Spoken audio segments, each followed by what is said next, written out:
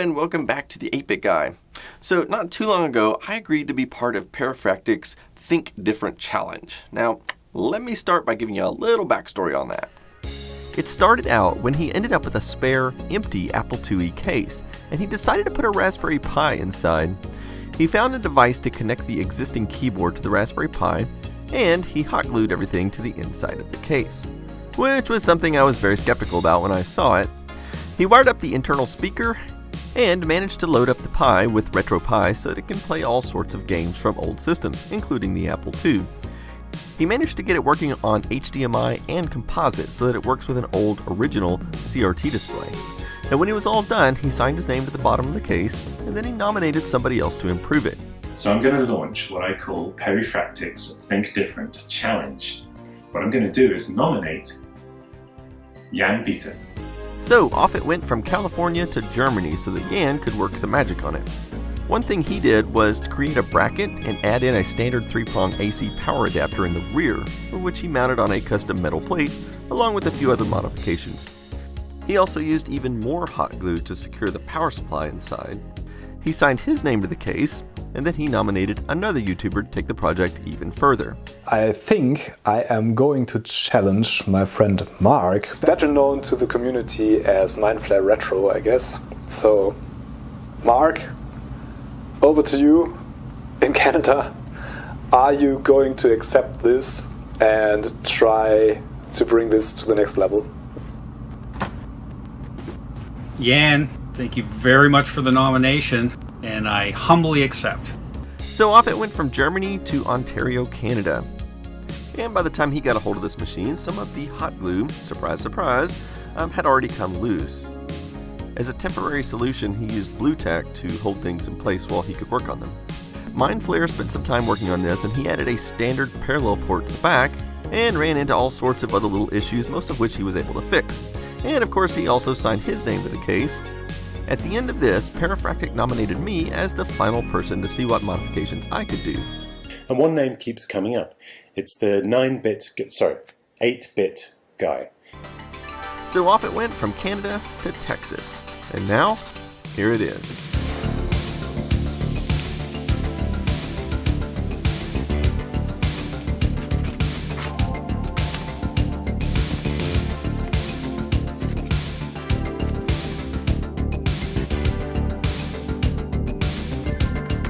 Alright, and so here we are. Before we get started, I wanted to tell you a funny little story. So when PIIe first contacted me about this several months ago, and I agreed to do the challenge, we started discussing the details on getting the computer shipped to me. And I was warning him not to ship it at these particular dates because I was going to be in London, in the United Kingdom. And by sheer coincidence, it turned out he was also going to be in London around the same time. And so I said, well, hey, why don't we meet up? And so that's what we did. And we spent the day together, and it was pretty fun. And I have a funny little story for you. We actually ended up eating together at a place called Duke's. Now, we didn't think much about it at the time, but when we went in and we got the menu, we noticed they actually serve a product called the Duke Burger. And we thought this was pretty funny because if you've ever played Duke Nukem 3D, there's an entire level in that game called Duke Burger where you have to fight out in this restaurant called Duke Burger, and they serve a product called the Duke Burger. So anyway, I just thought that was a funny coincidence. But anyway, now that I've got the computer here, I already see quite a few things that I would like to improve about it, and I'm going to start by pretty much just removing everything out of this computer so that I can mount things properly. Because the hot glue obviously has not been successful. Yes, of course. Primitive. So I continued to clip zip ties and remove everything from the case. This is the speaker wire. PIIe used an external USB sound device for some reason. However, this appears to be held on with double-sided tape, and since it's so lightweight, I don't think it's going anywhere, so I may leave that where it is. Now to remove this power supply. I can see that the hot glue has already come loose before I even touched it, but it seems to still be held in place by something. I realized Jan used a screw through the bottom of the case, which I don't remember seeing in his video, but maybe I just missed it. And the screw was a good way to mount it, but it's a pity he didn't use both screw holes instead of the hot glue. Speaking of, I'm just going to pull this hot glue off. Okay, so now it's time to go shopping. I have a lot of things I need to buy, and I'm going to start here at the hardware store. The main thing I needed here was a number 6 drill tap, but the smallest they had was a number 8. So, moving on, I went to Fry's, which is one of the few remaining electronics stores in the area, since over the last 15 years we've lost Computer City, Electronic Discount Sales, CompUSA, Service Merchandise, Circuit City, Incredible Universe, and finally Radio Shack. However, even Fry's often disappoints. I found a few things I was looking for, like these standoffs, but they never seem to have what I'm looking for these days. They did have some rubber feet, but not the size I needed. I was also looking for a panel mount RCA jack, and while they did have some, I ended up not buying anything at all. You see, if I have to go to Amazon to buy one of the parts, I might as well buy everything I need on Amazon. And of course, about 8 hours later my packages arrived, and yeah, here's all the stuff I needed for this project. Okay, so one of the first things I wanted to check was I bought this HDMI panel mount cable, and it plugs into the Raspberry Pi like this, and then I can mount this end somewhere on the back of the Apple II case. Ideally, I'm going to try putting it in one of these slots, so let me remove this cover. And yeah, I think this will fit nicely in here. I still need to do a little cleanup work here, such as removing the leftover hot glue. And you can see just how easy this stuff comes off. That's why it isn't a good choice for mounting stuff. Then there's this sound cable that Perifractic designed, and I noticed he used electrical tape. I'm not a fan of electrical tape in this scenario because over time it always loses its adhesion and starts to unravel and just leaves sticky gunk everywhere, so I'm going to replace it with heat shrink. However, what's worse is now I see these wires aren't even soldered, they're just twisted together. So yeah, I'm going to need to redo that. So I'll go ahead and get started on that.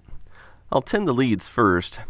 So normally Perifractic does solder stuff, so I asked him why he didn't do it this time, and he said his soldering station was not functioning at the time and he was on a tight schedule to get this shipped off to Jan in Germany, so that's his excuse anyway. And then I'll cut off some of this heat shrink and slide them down over the wires like so. And then I'll take a larger piece and slide it over the whole wire here. Then it's just a matter of melting this together. By the way, I would be a lot more steady than this if I wasn't trying to film it.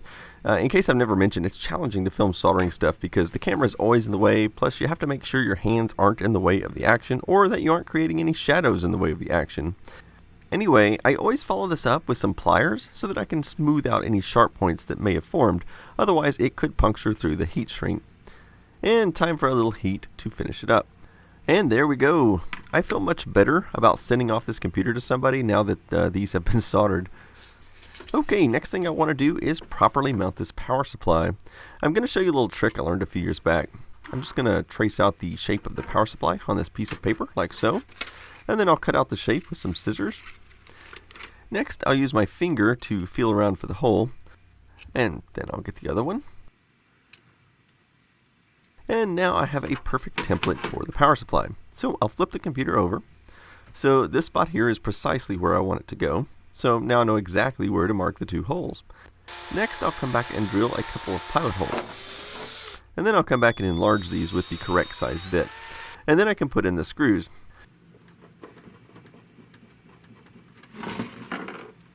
And as you can see, it is nice and out of the way. Plus that sucker is not moving. Again, I feel much better about sending this to somebody with this properly mounted. Okay, so I really like this little 7-port USB hub that Perifractic picked out, and one reason is because it actually does fit really nicely there in this open slot. Now, if you'll notice, there are these two standoffs on either side of that slot, and I'd like to make use of those. There are a few products that I think may help me out with this. I could use this regular double-sided foam tape, but I also found this extremely strong mounting tape, and I think I'll use that in combination with these things. These are for use on aluminum fences, but I like to use them for a variety of things. They're flexible enough to actually work with since you can bend them by hand, but they're also strong enough to use for mounting things. So what I do is I bend them around the object in question, and then I use pliers to form little loops at the end so you can mount your screws. And then I cut off the excess. So I'll put some of this mounting tape on the bottom. The tape is great for preventing things from scooting around, but not too great for keeping things attached to something. So using a combination of the tape and a mounting bracket, it should hold this in really nicely. I ended up using an extra piece of foam tape at the top because there was a small gap I needed to fill. And now I can plug the sound device into it. Moving along, the next order of business is to mount this keyboard converter. Since this is the cable it needs to connect to, I'm going to mount it right about here. more or less where Parafractic mounted it the first time. But I'm going to do things a little different. I'm going to use a Sharpie to mark the 3 hole positions, and you should be able to see the 3 dots I made on the metal. Now I'm going to use this punch to make a tiny indent right in the middle of those holes. That way my drill bit will stay centered when I drill my holes. Just like before, I'm going to start with a tiny pilot hole. Unfortunately, I realized I couldn't reach the other 2 holes with the drill, so I had to remove the case. It should make life a lot easier anyway. And now I'll put in a larger bit and widen the holes a little. And now here's where that number 6 drill tap comes into place. This will put threads into that hole for me. And now I can mount one of these standard motherboard standoffs, just like the ones used for ATX computer cases.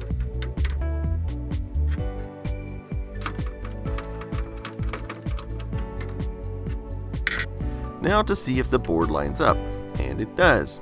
However, I ran into a problem. The holes on this board are slightly too small to fit the screws I need to use. So to fix that, I'm just going to run the drill through and widen them a little bit. Alright, so let's try this again. And it works perfectly. And this sucker is mounted great. It is definitely not going to go anywhere. And now I need to do the same procedure with this Raspberry Pi. I'm not sure where to mount it. The only cable that is critical due to its short length is the HDMI cable. So I think I'll just go ahead and mount the board here. And so fast forwarding a bit, here are the mounts. The Pi only has 2 holes in it, so I hope that's enough. So here we go. Everything lined up and it seems pretty stable. So I'll go ahead and plug in the HDMI cable.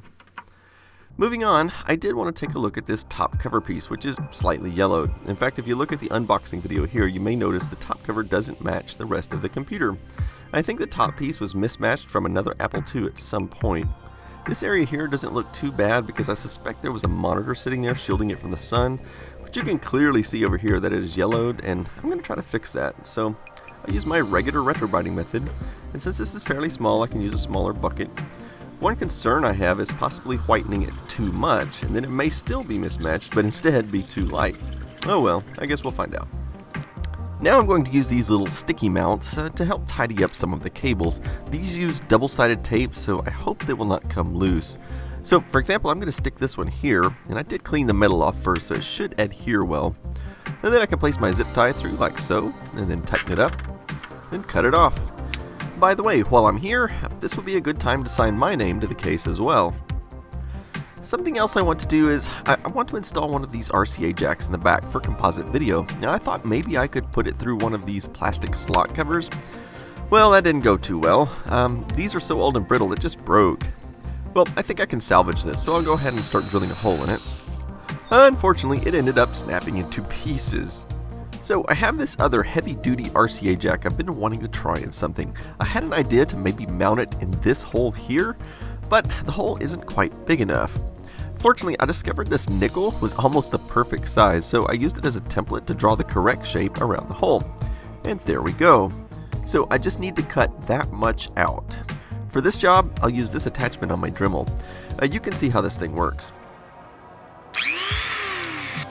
So let's go to town. This actually worked really well. I went very slowly to make sure I didn't overshoot past the line. It took about 5 minutes, but the result was perfect. Okay, so I'd planned to do this horizontal, but it looks like I'll need to turn it to a vertical position to make it fit. I'll just draw some circles for the holes, and then I'll drill them out. Next, I want to solder this RCA cable to the jack. And with this style of connector, that turned out to be pretty easy.